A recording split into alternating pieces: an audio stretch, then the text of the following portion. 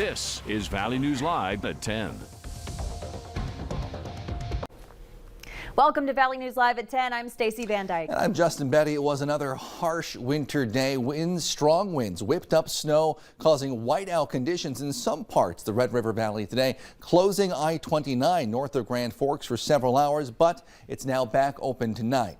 Meanwhile, we're now bracing for our coldest weather of the season. Chief Meteorologist Hutch Johnson joins us straight away with a first look. Hutch? Stacy, Justin, thanks so much. Good evening, everyone. And you can tell by the sounds outside that the gusty nature of the wind settling down a bit. Here's your view from our Luther Family Ford location. You're looking at I-29 and the 32nd Avenue exit. Taking a look at what we saw today, roads across the Northern Valley. This from Middle River. Thanks, Tina, for sharing your video with us today. I'll tell you what, after you see tonight's forecast, you might want to say, beam me up. The cold air, though, does provide that opportunity to see some pretty interesting sights across the area. We had wind gusts that exceeded 40 miles per hour, almost 50 miles per hour in parts of Lakes Country today.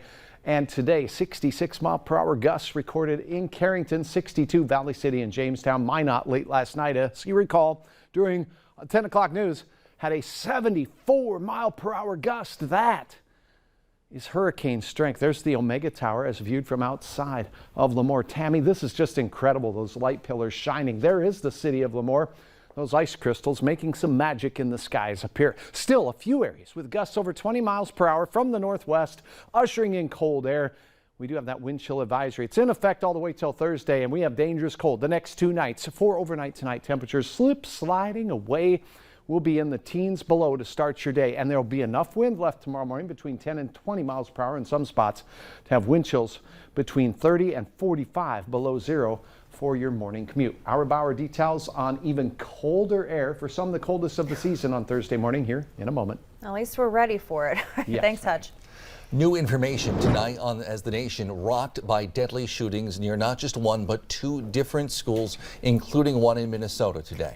At this hour, a suspected gunman is in custody after 2 officers were killed at a college in Virginia, and law enforcement just arrested 2 suspects they say are involved in a deadly shooting at a school in the Twin Cities. John Lawrence has the latest on the investigations and shows us how folks in both communities are mourning. This is a tragic day in the city of Richfield.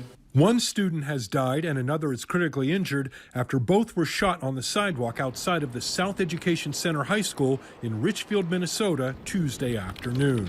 The suspects had fled the scene immediately after the shooting took place. The school district's superintendent says hearts are heavy across the community. There are students that come through our doors every day. We care for them, and this is a terrible tragedy and loss. In Virginia, Bridgewater College tweeted for students to not be alarmed and to listen to officers' instructions as law enforcement officials moved through buildings on the campus Tuesday afternoon after an active shooter alert sent the school into a shelter-in-place order. Virginia State Police tweeted a suspect is in custody, and a campus law enforcement officer and campus safety officer have both been shot. The college confirmed in a letter that both officers were killed.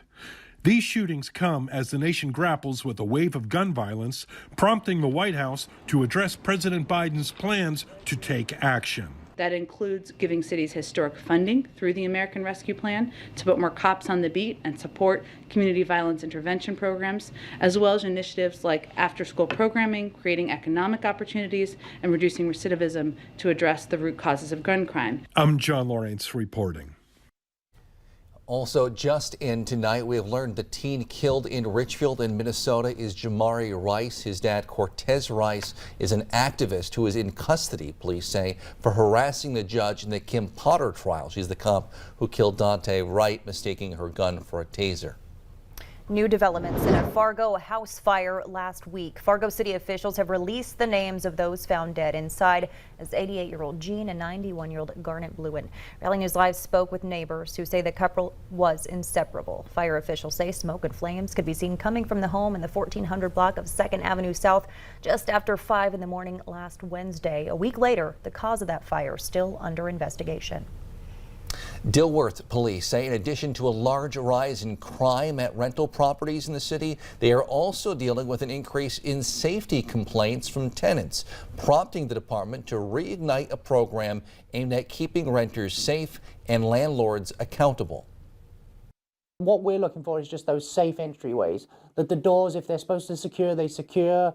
If the fire extinguisher's there, it has a tag on it that says that that hasn't expired. Sharp says an officer will go through a checklist once a year at each property in Dilworth, and there will be penalties for issues that don't get addressed. The program is now mandatory for all 420 rental units in the city. A Bismarck woman has been charged with assaulting a police officer after police say she spanked an officer. Court documents say it happened Saturday when 2 Burleigh County Sheriff's deputies were conducting a bar check. The documents say as the officer took her into custody, she asked if he was married and told him she, quote, loves a man in uniform. They also say she told him she couldn't believe she was going to jail for, quote, slapping a sexy cop. Cobb Sabo is now out on bond, charged with sexual assault and felony simple assault on an officer. She faces nearly 6 years behind bars if she's convicted of both counts. A bill that would limit transgender girls from competing in women's sports in South Dakota is now just a signature away from becoming law. The House passed Senate Bill 46 this afternoon in a 50-17 vote. The governor had previously said she will sign it into law. Supporters of the bill say it protects fairness in sports, while opponents say it's discriminatory and could be costly for the state if challenged in court. Minnesotans registered in the state's medical cannabis program will now be able to buy dried flowers for smoking from dispensaries starting next month. The Department of Health says you can now make an appointment for a consultation with a pharmacist. To participate, Minnesotans need to have certain underlying conditions that are certified by a healthcare provider. Pfizer has now officially asked the FDA for the go-ahead on a COVID vaccine for children ages 6 months to 4 years old. Those shots could start going into arms as soon as March. Early data from the drug maker has shown 2 doses given at 1/10 the strength of an adult shot are safe and do produce an immune response. Just earlier this month, Dr. Fauci announced 2 doses had so far proven less effective at preventing COVID-19 in kids aged 2 to 5. The company is testing a 3rd dose. Remember, kids have generally seen more mild cases of COVID-19 than older adults. The number of new confirmed COVID-19 cases in both North Dakota, you see on the top here, and Minnesota in the blue, are falling quickly. North Dakota health officials cite about 5,000 active cases, down from a peak of about 12,000 less than 2 weeks ago. However, the numbers do not include at-home tests, and statewide hospitalization numbers in North Dakota have actually inched higher over the last month. Fargo Mayor Tim Mahoney is officially running for re-election. Today he filed with the Cass County Auditor's Office. He's served as mayor since 2015. He's also a part-time surgeon in Fergus Falls, but he said today he would retire from medical practice if he's re-elected. We've always debated a little about this. Is this job part-time or full-time? And I think what I'd like to do if I win as mayor is transition this job to full-time. I'm planning on retiring from my surgical practice in June, so that I have to win the election, of course. 4 others have filed to run for mayor. Candidates have until April 11th to file with the county. The election will be held June 14th. The Fargo Police Department is being recognized by the Dakota Medical Foundation for its work in youth suicide prevention. The department was honored with a Giving Heart Award, selected as the 2021 recipient for their short film Breaking the Silence, talking about youth suicide. In the past year, the Fargo community has had 2 students die by suicide, which has become the 2nd leading cause of death among teens in the U.S. Funeral services will begin tomorrow for North Dakota Attorney General Wayne Stenjum. Visitation is from 4 to 8 in Memorial Hall at the state capitol in Bismarck tomorrow. The memorial service is scheduled for 11 on Thursday. You can watch the funeral live on our CW channel or through live stream at valleynewslive.com. Stenjum died unexpectedly last week. The cause of death has not been released. He was 68 years old. Stenjum's family and friends are also creating a scholarship fund at UND School of Law in his honor. Stenjum graduated from UND in 1977. This is exactly what Wayne would have wanted, to be able to help future law students, just like others that donated to scholarship funds helped him when he went to law school. The UND School of Law costs more than $570 per credit hour normally.